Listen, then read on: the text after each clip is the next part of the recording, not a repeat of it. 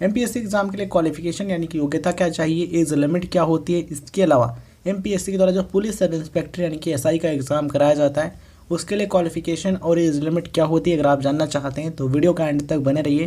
Complete information आपको मिलेगी qualification and age limit के रिगार्डिंग। आइए साथियों, सबसे पहले हम बात करते हैं स्टेट सर्विसेज एग्ज़ाम के बारे में।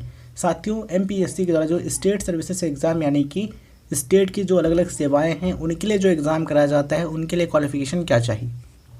देखें, अधिकतर जो पोस्ट होती है उनके लिए क्वालिफिकेशन है बैचलर डिग्री यानी कि ग्रेजुएशन की डिग्री। मतलब कि अगर आपने किसी भी मान्यता प्राप्त विश्वविद्यालय से या फिर कॉलेज से, मतलब कि आपने किसी भी रिकॉग्नाइज्ड यूनिवर्सिटी या फिर कॉलेज से ग्रेजुएशन किया है, जैसे कि आपने बीए या फिर BSc, BCom, BTech, BCA, BSc nursing, B pharma या फिर कोई अदर बैचलर डिग्री की है तो आप अप्लाई कर सकते हैं। ग्रेजुएशन के फाइनल ईयर के स्टूडेंट हैं, मतलब कि आप BA, BSc, BCom, BTech, BCA किसी भी बैचलर डिग्री कोर्स के फाइनल ईयर के स्टूडेंट हैं तभी आप अप्लाई कर सकते हैं।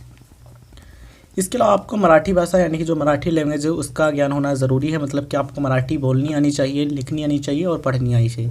ठीक है, तो ये चीज़ आपके लिए काफ़ी इंपॉर्टेंट है। अगर आप एमपीएससी एग्ज़ाम के दौरान डिप्टी कलेक्टर बनना चाहते हैं या फिर आप डीएसपी यानी कि डिप्टी सुपरिटेंडेंट ऑफ पुलिस बनना चाहते हैं या फिर आप तहसीलदार बनना चाहते हैं, ब्लॉक डेवलपमेंट ऑफिसर यानी कि बीडीओ बनना चाहते हैं, तो ये जो पोस्ट होती हैं, इसके अलावा और भी पोस्ट होती हैं, इनके लिए क्वालिफिकेशन केवल बैचलर डिग्री है। मतलब कि आपने किसी भी सब्जेक्ट में बैचलर डिग्री की है, ग्रेजुएशन किया है, जैसे कि आपने बीए, बीएससी, बीकॉम, बीटेक कोई भी कोर्स किया है तो आप अप्लाई कर सकते हैं। बट कुछ पोस्ट है उनके लिए कुछ स्पेसिफिक क्वालिफिकेशन यानी कि विशेष योग्यता की ज़रूरत होती है, वो चीज़ आपको ध्यान रखनी ज़रूरी। देखिए, अगर आप ये पोस्ट जो है assistant director Maharashtra finance and accounts services इस पर सेलेक्ट होना चाहते हैं तो उसके लिए ज़रूरी है कि आप ये क्वालिफिकेशन रखते हैं। कौन सी, आप स्क्रीन पर देख पा रहे होंगे, बैचलर्स डिग्री इन कॉमर्स, यानी कि आपने कॉमर्स स्ट्रीम में बैचलर डिग्री को, मतलब कि आपने बीकॉम किया हो या फिर कोई अदर कोर्स किया हो कॉमर्स में तो आप अप्लाई कर सकते हैं, या फिर आपने सीए किया हो तो आप अप्लाई कर सकते हैं, या फिर आपने आउटलायर अकाउंटिंग की हो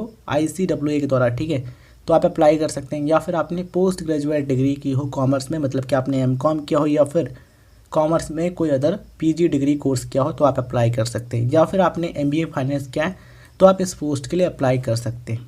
ठीक है, नेक्स्ट है deputy director of industry, technical post है, तो इसके लिए ज़रूरी है कि आपने इंजीनियरिंग की फील्ड में, सिविल में या फिर आर्किटेक्चर में या फिर टाउन प्लानिंग में डिग्री की हो या फिर आपने साइंस में डिग्री की हो, तभी आप इस पोस्ट के लिए अप्लाई कर सकते हैं।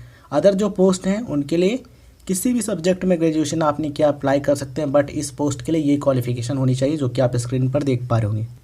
इसके अलावा साथियों, अगर आप असिस्टेंट रीजनल ट्रांसपोर्ट ऑफिसर यानी कि ARTO ये जो पद है इस पर सेलेक्ट होना चाहते हैं तो उसके लिए ज़रूरी है कि आपने साइंस स्ट्रीम में डिग्री की हो, मतलब कि आपने बैचलर डिग्री की हो। ठीक है, जैसे कि आपने बीएससी किया है तो आप अप्लाई कर सकते हैं, अगर आपने बीटेक किया है तो आप अप्लाई कर सकते हैं, या फिर आपने इंजीनियरिंग में फिजिक्स एंड मैथमेटिक्स के साथ में कोई डिग्री की है तो आप इसके लिए अप्लाई कर सकते हैं। तो ये चीज़ आपके लिए इम्पॉर्टेंट है, ध्यान रखिएगा। जो अदर पोस्ट हैं उनके लिए आपने किसी भी सब्जेक्ट में ग्रेजुएशन किया है, बैचलर डिग्री किया है, आप अप्लाई कर सकते हैं, बट ये जो पोस्ट हमने आपको बताएंगे इनके लिए ये क्वालिफिकेशन होनी चाहिए तभी आप अप्लाई कर पाएंगे। तो आइए साथियों, हम बात करते हैं एमपीएससी एज लिमिट के बारे में। ये जो एज लिमिट है एमपीएससी यानी कि महाराष्ट्र पब्लिक सर्विस कमीशन के द्वारा जो स्टेट सर्विसेज एग्ज़ाम कराया जाता है अलग अलग सेवाओं के लिए, उनके लिए एज लिमिट हम आपको बताने जा रहे हैं। ठीक है, तो एमपीएससी के लिए जो एज लिमिट है वो है 19 से 38 वर्ष, मतलब कि आपकी जो एज है कम से कम 19 वर्ष है तो आप अप्लाई कर सकते हैं, अधिकतम 38 यानी 38 ईयर्स है तो आप अप्लाई कर सकते हैं। इसके अलावा आरक्षित श्रेणी के जो उम्मीदवार हैं, मतलब कि जो रिजर्व कैटेगरी कैंडिडेट्स हैं, उनको ऊपरी आईसीओ में यानी कि अपर एज लिमिट में रिलैक्सेशन मिलती है, यानी कि छूट मिलती है, जो कि आप स्क्रीन पर देख पा रहे होंगे। ओबीसी कैटेगरी कैंडिडेट्स को अपर एज लिमिट में 3 साल की यानी कि 3 ईयर्स की छूट मिलती है। SC ST कैटेगरी कैंडिडेट्स को 5 साल यानी कि 5 ईयर्स की, एंड जो PWD कैटेगरी कैंडिडेट हैं इनके लिए अपर एज लिमिट है 45 वर्ष यानी कि 45 ईयर्स।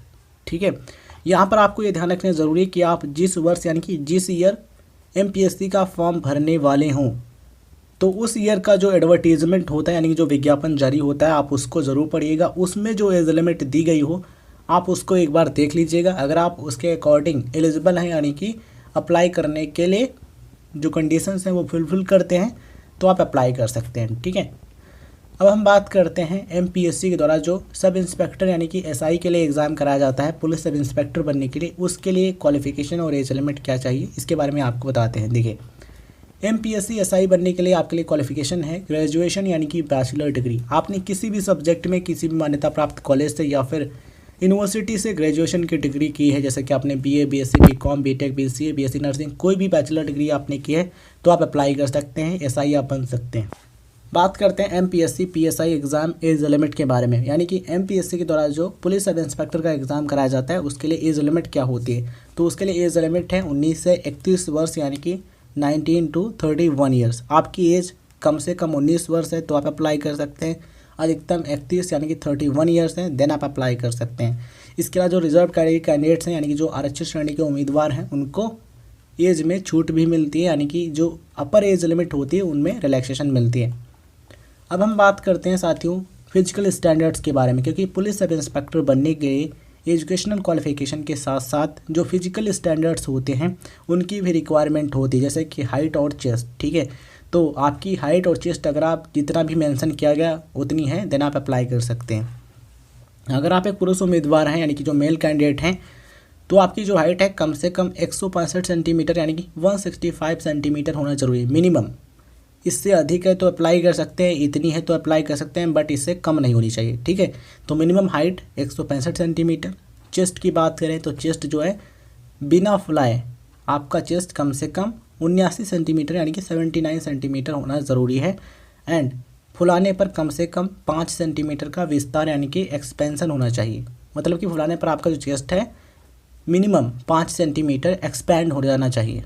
ठीक है, अगर हम बात करें फीमेल कैंडिडेट की तो फीमेल कैंडिडेट्स के लिए मिनिमम हाइट है 157 सेंटीमीटर यानी कि 157 सेंटीमीटर। इससे कम नहीं होनी चाहिए, इतनी है या फिर इससे ज़्यादा है देन आप डेफिनेटली अप्लाई कर सकते हैं। ठीक है, तो ये चीज़ें हैं, आई होप आपको समझ में आ गई होंगी। वीडियो जानकारी आपको पसंद आई हो तो इस वीडियो को लाइक कीजिए, उन दोस्तों के साथ शेयर कीजिए जो कि जानकारी प्राप्त करने में रुचि रखते हैं। धन्यवाद साथियों, जय हिंद जय भारत। चैनल को सब्सक्राइब करके ऑल पर क्लिक कर लीजिएगा, जिससे आपको ऐसे इंपॉर्टेंट इन्फॉर्मेटिव वीडियोज़ का नोटिफिकेशन मिलते रहेंगे।